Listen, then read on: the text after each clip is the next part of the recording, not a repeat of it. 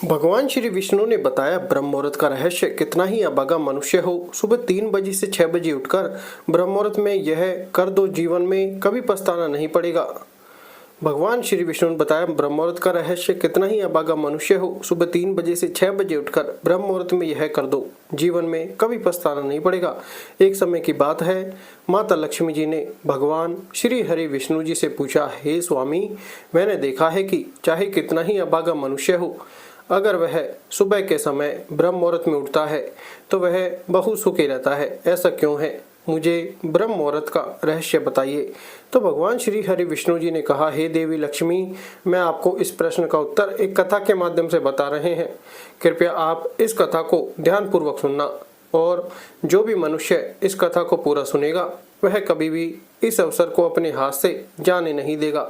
ब्रह्म मुहूर्त का रहस्य जानकर उस मनुष्य का पूरा जीवन आनंद में बदल जाएगा।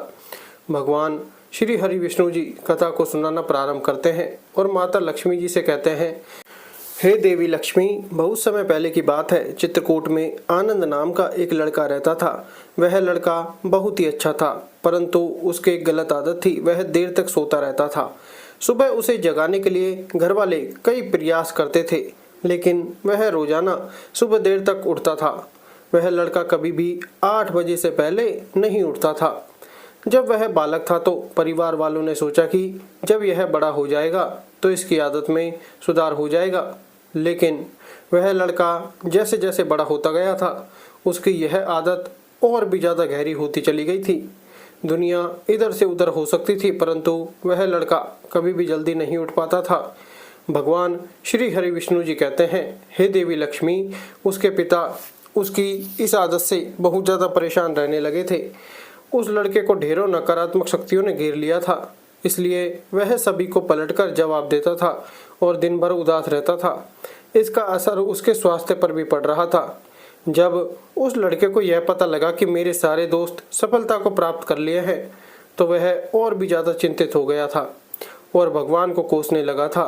वह बार बार यही कहता था कि मेरी किस्मत ही खराब है। लेकिन उसके पिता अच्छी तरह से जानते थे कि मेरे लड़के के असफल होने के पीछे क्या कारण है। भगवान श्री हरि विष्णु जी ने कहा, हे देवी लक्ष्मी, फिर एक दिन की बात है, उसके पिता को किसी तपस्वी साधु के बारे में पता चला था, तो उसने तुरंत अपने बेटे की समस्या को लेकर उस तपस्वी साधु के पास जाने का निर्णय लिया था और वह उस तपस्वी साधु के पास चला गया था और तपस्वी साधु को अपने बेटे की आदतों के बारे में बताया था। तो तपस्वी साधु ने कहा कि कल आप अपने बेटे को इस आश्रम में आने को कहना। तो फिर उस लड़के का पिता अपने घर की ओर चला गया था। तो उसे पता था कि अगर मैं सीधे तरीके से अपने बेटे को तपस्वी साधु से मिलने के लिए बोलूँगा तो वह कभी तैयार नहीं होगा। तो उसने अपने बेटे को अपने पास बुलाया था और कहा, तुम्हारे सारे दोस्त जीवन में सफलता प्राप्त कर लिए हैं, क्या तुम सफल नहीं होना चाहते हो? तो लड़के ने उत्तर दिया, जरूर पिताजी, लेकिन जब भी मैं अपने मित्रों से उनकी सफलता का रहस्य पूछता हूँ तो वो मुझे कुछ नहीं बताते हैं। भगवान श्री हरि विष्णु जी ने कहा, हे देवी लक्ष्मी, फिर उसके पिता ने कहा कि मुझे यह रहस्य का पता चल गया है कि वह सभी क्यों सफल होते जा रहे हैं। तो उस लड़के ने बड़ी उत्सुकता से पूछा, क्या पता चल गया है पिताजी? कृपया करके आप मुझे बताइए। तो उसके पिता ने कहा, कल सुबह तुम्हें एक तपस्वी साधु के आश्रम में जाकर उनसे मिलना है। यदि तुम वहां पर समय से पहुंच गए तो वह तपस्वी साधु तुम्हें एक ऐसा मंत्र बताएंगे जिससे तुम सफल हो जाओगे, लेकिन एक समस्या है। तो लड़के ने कहा, हे पिताजी, मैं कल पूरी रात जागता रहूंगा और सुबह तपस्वी साधु से मिलकर जरूर आऊंगा। तो उसके पिता ने कहा, ठीक है, तुम वहां जाकर उस तपस्वी साधु की आज्ञा को मानना। पिता की बात सुनकर वह लड़का बहुत अधिक खुश हुआ और जीवन में पहली बार रात्रि में वह जागता रहा। लेकिन थोड़े ही समय में उसे नींद आ गई थी और वह सो गया था। तो फिर अगली सुबह जब वह उठा तो उसे पता चला कि तपस्वी साधु से मिलने का समय समाप्त हो गया है। तो उसके पिता ने लड़के की तरफ देखा और कहा, तुम जीवन में कभी सफल नहीं हो पाओगे, जाओ और जाकर सो जाओ। तो पिता की यह बात सुनकर उस लड़के को बहुत दुख हुआ था। तो उसने मन ही मन स्वयं को चुनौती दी थी कि कल सुबह मैं तपस्वी साधु से मिलने अवश्य जाऊंगा। और उसने अपने पैर में एक छोटा सा घाव बना लिया था, जिससे दर्द के कारण उसे रात भर नींद नहीं आई थी। भगवान श्री हरि विष्णु जी ने कहा, हे देवी लक्ष्मी, यह ऐसा पहला अवसर था जब उसने अपने जीवन में पहली बार सूर्योदय को देखा था और वह तुरंत ही तैयार होकर तपस्वी से मिलने के लिए चला गया था। आज उसका अनुभव कुछ अलग ही था। वह बेहद शांत महसूस कर रहा था। चलते चलते वह लड़का जैसे ही तपस्वी साधु के आश्रम में पहुंचा तो वहां पर उसने देखा कि तपस्वी साधु और उनके सभी शिष्य ध्यान लगाकर बैठे हुए थे। भगवान श्री हरि विष्णु जी ने कहा, हे देवी लक्ष्मी, फिर जब ध्यान का समय समाप्त हुआ तो वह लड़का उस तपस्वी साधु के पास पहुंचा और उन्हें प्रणाम करते हुए बोला, हे गुरुवर, आपके पास कोई ऐसा मंत्र है जिससे मैं सफल हो सकता हूँ? कृपया करके मुझे उस मंत्र को बताइए। मैं भी अपने मित्रों के समान सफल होना चाहता हूँ और अपना जीवन जीना चाहता हूँ। भगवान श्री हरि विष्णु जी ने कहा, हे देवी लक्ष्मी। फिर तपस्वी साधु मुस्कुराए और बोले, अच्छा, तो तुम वही बालक हो। तुम्हारे पिताजी मुझसे मिलने आए थे और उन्होंने तुम्हारे विषय में मुझे सब कुछ बता दिया था। मैं तुम्हें वह मंत्र अवश्य बताता, लेकिन तो लड़के ने जैसे ही लेकिन शब्द सुना तो लड़का घबरा गया था और उसने पूछा, लेकिन क्या गुरुजी? तो तपस्वी साधु बोला, मैं तुम्हें उस मंत्र को बताऊंगा, लेकिन अगले 21 दिनों तक तुम्हें मेरी आज्ञा माननी होगी। मैं तुम्हें वह मंत्र 21 दिनों के बाद बताऊंगा। तब तक मैं तुमसे जो भी कार्य कहूंगा तुम्हें वह करना होगा। यदि तुम असफल हुए या कार्य के बीच में तुम्हारा संकल्प टूट गया तो उस मंत्र का असर नहीं होगा। तो दृढ़ निश्चय के साथ उस लड़के ने कहा, हे गुरुवर, मुझे आपकी सारी आज्ञा स्वीकार है। मैं अगले 21 दिनों के लिए आपका दास हूँ। आप जो भी कहेंगे मैं वही कार्य करूँगा। मुझे केवल और केवल उस मंत्र के बारे में जानना है। भगवान श्री हरि विष्णु जी ने कहा, हे देवी लक्ष्मी। फिर तपस्वी साधु ने उस लड़के से कहा, ठीक है, कल से तुम्हारा कार्य शुरू होगा। तुम इसी आश्रम में निवास करोगे। तो वह लड़का आश्रम में निवास करने के लिए तैयार हो गया था। तो तपस्वी साधु ने कहा, यहाँ रहते हुए तुम्हें ब्रह्म मुहूर्त में उठना होगा और दूसरे शिष्यों की तरह ध्यान और तप करना होगा। साथ ही आश्रम के कार्यों में भी सहायता करनी होगी और ध्यान रहे, यह संकल्प टूटना नहीं चाहिए। भगवान श्री हरि विष्णु जी ने कहा, हे देवी लक्ष्मी। तो लड़का तपस्वी की बात से सहमत हो गया था और अगले दिन से उसके कार्य के दिन की शुरुआत हुई थी। इस बार उसने दृढ़ निश्चय किया था, लेकिन 1 सप्ताह बीतने के पश्चात ही उसका संकल्प टूट गया था और वह 7वें दिन देर तक सोता रहा। और फिर जब वह नींद से जागा तो उसने कहा, मुझसे कितनी बड़ी भूल हो गई है। वह रोते हुए तपस्वी साधु के पास पहुंचा और कहने लगा, हे गुरुवर, मेरा संकल्प टूट गया है। अब मैं जीवन में कभी सफल नहीं हो पाऊंगा। तो तपस्वी साधु ने उसे समझाते हुए कहा, एक बार फिर से शुरुआत करो, फिर से संकल्प करो। तो फिर लड़के ने तपस्वी साधु से पूछा, हे गुरुवर, सुबह उठना इतना आवश्यक क्यों होता है और यहाँ पर सभी लोग इतनी जल्दी क्यों उठ जाते हैं? भगवान श्री हरि विष्णु जी ने कहा, हे देवी लक्ष्मी। तो तपस्वी साधु ने लड़के को समझाते हुए कहा, सुबह यानी ब्रह्म मुहूर्त में उठने के पीछे बहुत बड़ा विज्ञान छुपा हुआ है। तो लड़के ने कहा, हे गुरुवर, कृपया मुझे वह विज्ञान बताने की कृपा कीजिए। तो तपस्वी साधु ने कहा, रात्रि को 4 पहर में बांटा गया है। नंबर 1 रुद्रकाल, जिसका समय शाम 6 बजे से लेकर 9 बजे तक होता है। नंबर 2 राक्षस काल, जिसका समय रात्रि 9 बजे से 12 बजे तक होता है। नंबर 3 गंधर्व काल, जिसका समय रात्रि 12 बजे से 3 बजे तक होता है। और सबसे अंत में जो पहर आता है उसे मनोहर काल कहते हैं। इस समय को ब्रह्म मुहूर्त या अमृत बेला के नाम से भी जाना जाता है। इसका समय भोर 3 बजे से सुबह 6 बजे तक होता है। यह वह समय होता है जब पूरे संसार की नकारात्मक शक्तियां निष्क्रिय अवस्था में होती हैं और सकारात्मक शक्तियां सक्रिय होती हैं। ब्रह्मा अर्थात देव मुहूर्त, ब्रह्म मुहूर्त का अर्थ देवताओं का समय होता है। भगवान श्री हरि विष्णु जी ने कहा, हे देवी लक्ष्मी। वह तपस्वी साधु आगे कहता है, इस समय देवता धरती पर विचरण कर रहे होते हैं और जागृत मनुष्य पर उनका बड़ा ही सकारात्मक प्रभाव पड़ता है।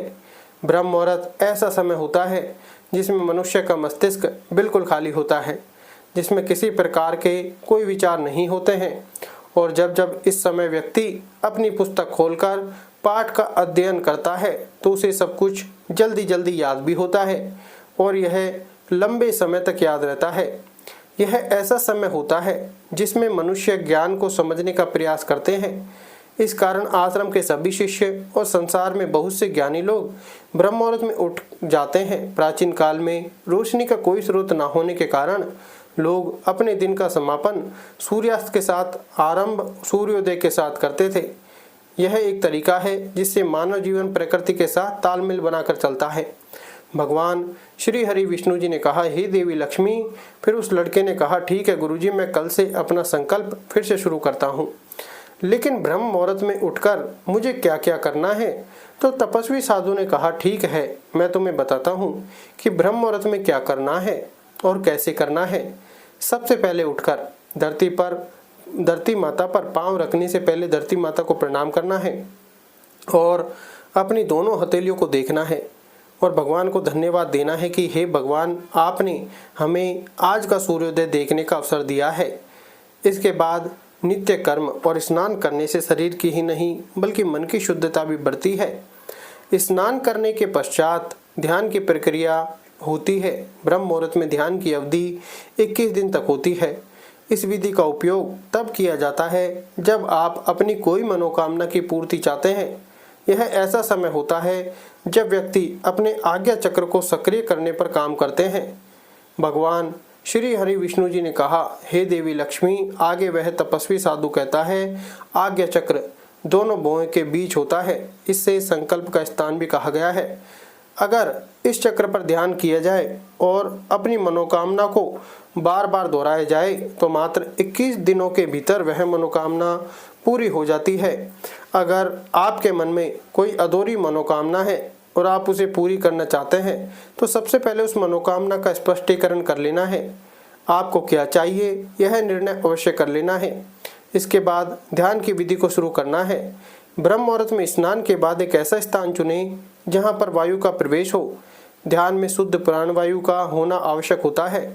ध्यान की मुद्रा में रीढ़ की हड्डी सीधी होनी चाहिए, साथ ही गर्दन भी सीधी होनी चाहिए।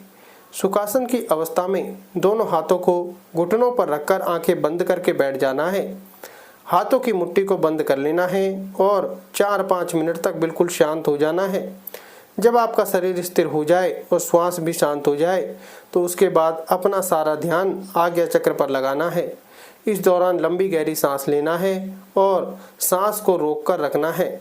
इस समय आपको अपनी इच्छा को मन ही मन दोहराना है और अपने मन से इष्ट देव, देवी देवताओं और गुरुजनों का चिंतन करना है। भगवान श्री हरि विष्णु जी ने कहा, हे देवी लक्ष्मी। उस तपस्वी साधु ने कहा, जब सांस को रोकना कठिन हो जाए तो धीरे धीरे सांस को बाहर की ओर छोड़ो। सांस को नाक से भरें और मुख से बाहर छोड़ें। इस प्रक्रिया को 5 से 6 बार प्रतिदिन दोहराना है। ऐसा प्रतिदिन करने से आपकी जो मनोकामना है वह अवचेतन मन तक अवश्य पहुंच जाएगी और इच्छा पूर्ति जल्दी ही होगी। और आज्ञा चक्र सक्रिय होता है और हमारी आज्ञा चक्र को पूरा करता है। सांस को रोककर रखने के दौरान शरीर में आपातकाल की स्थिति हो जाती है, जिससे कि आप बेकार की बातें सोचने और विचार करने से बचते हैं। ब्रह्म मुहूर्त के समय भगवान की विशेष कृपा होती है और कोई भी व्यक्ति अपनी मनोकामना को इस समय दोहराता है तो उसकी इच्छा जल्द से जल्द पूरी होती है। भगवान श्री हरि विष्णु जी ने कहा, हे देवी लक्ष्मी। इस प्रकार तपस्वी साधु ने उस लड़के को ब्रह्म मुहूर्त का महत्व बताया था। तो अगले 21 दिनों तक उस लड़के ने बड़े ही मन के साथ इस प्रक्रिया को अपनाया था और अब वह बहुत ही ज़्यादा अनुशासित और शांत स्वभाव का बन गया था। उस लड़के ने जैसे ही अपना संकल्प पूरा कर लिया था तो उसके बाद वह लड़का बड़े ही प्रसन्न भाव से तपस्वी साधु के पास पहुंचा और कहने लगा, हे गुरुवर, मैंने 21 दिनों का संकल्प पूरा कर लिया है। अब आप कृपया मुझे सफल होने का मंत्र बताइए। तो उस तपस्वी साधु ने मुस्कुराते हुए कहा कि पिछले 21 दिनों से जो अभ्यास तुम करते आए हो वही तुम्हारी सफलता का मंत्र है। जो व्यक्ति ब्रह्म मुहूर्त में उठकर ध्यान प्रक्रिया को सही से करते हैं वो जीवन में कभी असफल नहीं हो सकते हैं। तुम्हें ब्रह्म मुहूर्त का रहस्य पता चल गया है। अब तुम इसे जीवन पर्यंत करो। तुम्हें जीवन के लक्ष्य और सफलता दोनों प्राप्त होंगे। तो उस लड़के ने तपस्वी को धन्यवाद दिया था और ब्रह्म मुहूर्त के नियमों का पालन जीवन पर्यंत तक करने का वादा भी किया था। भगवान श्री हरि विष्णु जी ने कहा, हे देवी लक्ष्मी, अब तो आपको पता चल गया होगा कि ब्रह्म मुहूर्त में क्या होता है। तो माता लक्ष्मी जी ने कहा, हे स्वामी, अब मुझे ब्रह्म मुहूर्त का संपूर्ण ज्ञान हो गया है। इतना कहकर माता लक्ष्मी जी ने भगवान श्री हरि विष्णु जी को प्रणाम किया और माता लक्ष्मी जी ने भगवान श्री हरि विष्णु जी को प्रणाम कहा, हे प्रभु, मैं आपके मुख से ब्रह्म मुहूर्त का रहस्य जानकर धन्य हो गई हूँ। अब मैं इस रहस्य को तीनों लोकों तक पहुँचाने का प्रयास करूँगी। इस प्रकार भगवान श्री हरि विष्णु जी ने माता लक्ष्मी जी के माध्यम से समस्त मनुष्य जाति के कल्याण करने के लिए इस कल्याणकारी कथा को सुनाए हैं। ब्रह्म मुहूर्त में क्या करना चाहिए और क्या नहीं। ब्रह्म मुहूर्त में क्या करें? ब्रह्म मुहूर्त में 4 कार्य ही करें: संध्या वंदन, ध्यान, प्रार्थना और अध्ययन। वैदिक रीति से की गई संध्या वंदन सबसे उचित, उसके बाद ध्यान, फिर प्रार्थना। विद्यार्थी वर्ग को संध्या वंदन के बाद अध्ययन करना चाहिए। अध्ययन के लिए यह समय सबसे उत्तम माना गया है। ब्रह्म मुहूर्त में क्या न करें? नकारात्मक विचार, बहस, वार्तालाप, संभोग, नींद, भोजन, यात्रा, किसी भी प्रकार का शोर आदि। यह देखा गया है कि बहुत से लोग इस समय जोर जोर से आरती आदि पूजन पाठ करते हैं, कुछ तो हवन करते हैं। यह अनुचित है। इससे वे खुद को और दूसरों को संकट में डाल देंगे। जवान मनुष्य को चाहिए कि वे ऐसे लोगों से दूर रहे।